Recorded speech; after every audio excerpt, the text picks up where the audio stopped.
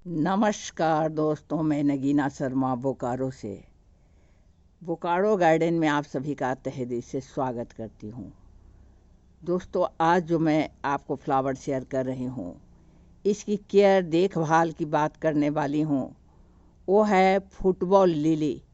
आप देख रहे हैं इसका जो बनावट है इस तरह का होता है, इसलिए इसका नाम फुटबॉल लिली रखा गया है। ऐसे इसके बहुत सारे नाम आपको दिखाई देंगे, तो इसका ज़्यादा नाम का वर्णन न करते हुए हम लोग इस बात पर आते हैं कि ये लगाते कैसे हैं। तो दोस्तों, ये बल्ब से लगता है। बल्ब से कैसे लगानी है इसकी वीडियो मैंने आपसे शेयर की है। और एक बार बल्ब अगर लगा देते हो, अगर केयर रखते हो, तो ये सालों साल आपके बगीचे में रहेगा।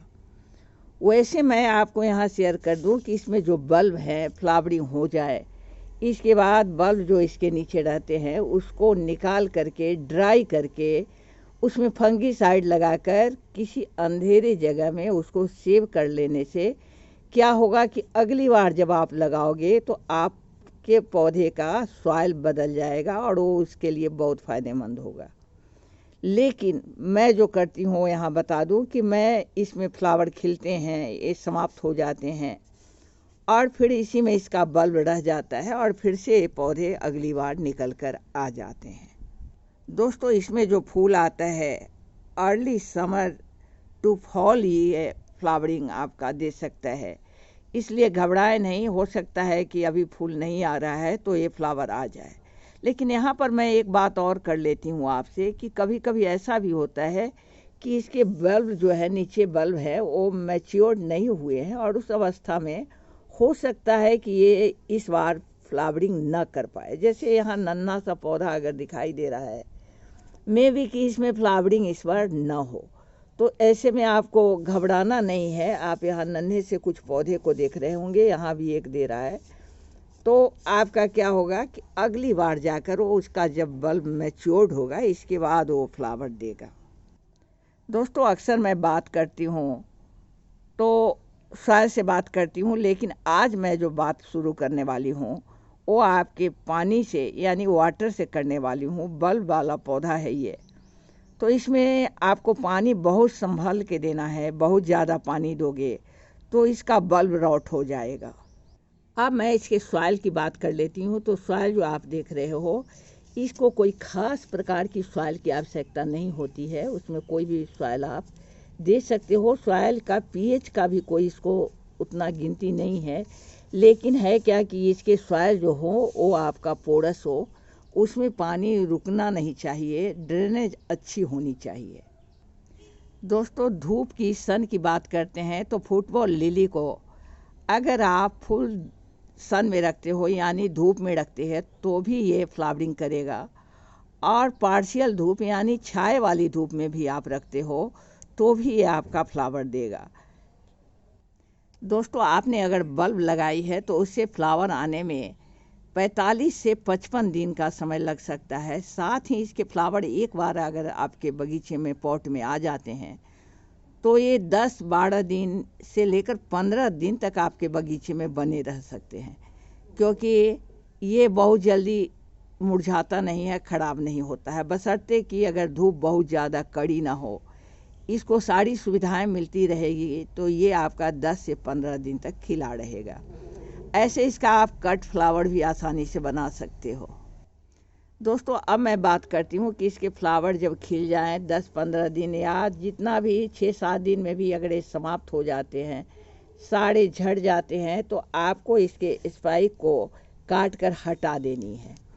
अब आप इसके स्पाइक को काट कर हटा दे रहे हो तो भी आपको फर्टिलाइज़र देनी होगी, क्योंकि ये जब फ्लावरिंग कर रहा था तो फ्लावरिंग करने में पौधे अपने बहुत सारे न्यूट्रिएंट्स खर्च करते हैं, उनमें भोजन की कमी हो जाती है। इस हालत में क्या है कि जो आप इसके लीफ देख रहे हो वो लीफ निकलने शुरू हो जाएंगे, वो मरेंगे नहीं, लीफ निकलना शुरू हो जाएगा और जो बल्ब उसका है उसके लिए भोजन इकट्ठा शुरू कर देगा।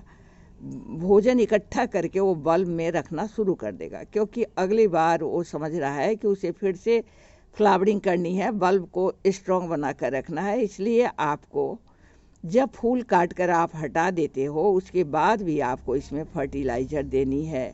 हाई पोटेशियम वाली फर्टिलाइज़र आपको 15 दिन पर देते रहना है।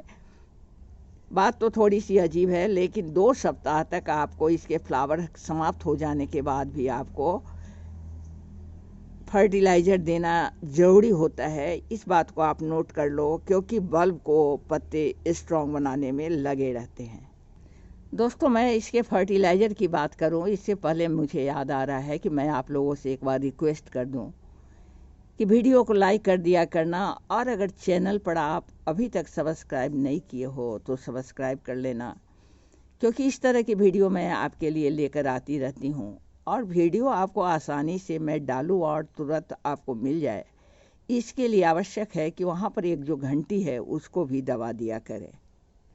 दोस्तों, फुटबॉल लिली का मल्चिंग करके रखना भी बेहतर होता है। साथ ही आप फर्टिलाइज़र पर बात करें तो इसमें आपको आपको पोटासियम जो है, लिक्विड पोटासियम, उसको आपको देनी है, उसको दे सकते हैं। दूसरी चीज़ आप जानते हो कि बोन मिल भी बहुत ज़रूरी होता है इसके लिए, तो आप बोन मिल दे सकते हो। मैंने अभी सारे फर्टिलाइज़र तुरंत ही दिए हैं, तो मैं ज़्यादा कुछ नहीं दूंगी। मैं 1-1.5 चम्मच इसमें बोन मिल डाल दे रही हूँ। 3-4 पौधे यहाँ पर आप देख रहे होंगे कि बल्ब मेरे डेवलप कर रहे हैं। तो बोन मिल हो गया, इप्सम सॉल्ट हो गया, आपका वर्मी कंपोस्ट हो गया, गोबर की लिक्विड खाद आप दे सकते हो। दोस्तों, फुटबॉल लिली जो है ये हैवी फीडर है, यानी इसको काफ़ी फर्टिलाइज़र चाहिए। ये वर्मी कंपोस्ट आप देख रहे हो, तो इस तरह से आप इसको फर्टिलाइज़र दिया करो, और इसी तरह से आपके बगीचे में फ्लावर आते रहेंगे। दोस्तों, इसमें मैं 1 चम्मच इप्सम सॉल्ट भी डाल देती हूँ। इसको आप स्प्रे करके भी डाल सकते हो, और इसके बाद पानी दे देते हैं। और इसी के साथ अब मैं चलूँगी, आप लोगों से विदा लूँगी।